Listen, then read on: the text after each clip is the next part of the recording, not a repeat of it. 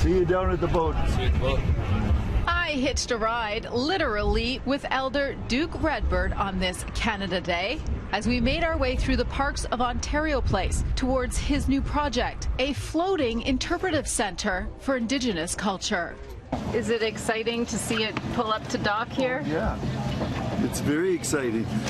One of the things that you'll be doing with this new project is making sure people know the history of the Indigenous people, especially as it relates to the waterfront here.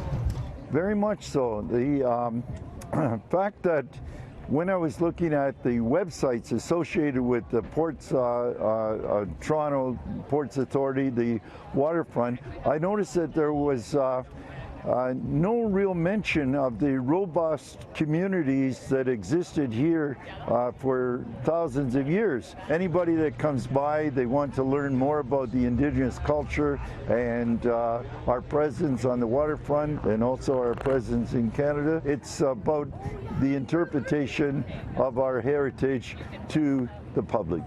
The other side of the floating art installation was painted by artist Philip Cote. Elder Redbird says seeing this on Toronto's waterfront will remind people of the significant contribution of the Indigenous community to Canada. Why do you think it's important for other Canadians to recognize the Indigenous community on Canada Day? Well, it's important for all Canadians to understand the history of this continent. We've been here for many, many, many thousands of years. We've made incredible contributions to the collective world of Canada. In my opinion, living in Canada, we're only 40 million people out of 8 billion people on Earth. We've all won the lottery in life, and we live here. Should really appreciate how lucky we are.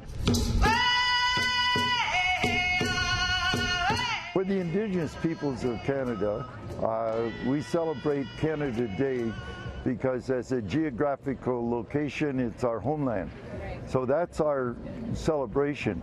But as far as the 152 years of Confederation, the Indigenous people were never invited to participate in Confederation, so the Confederation 152 isn't something that we celebrate, but all of us who live in this incredible country of ours, if it's an opportunity to celebrate Canada, we're there with bells on, as it were.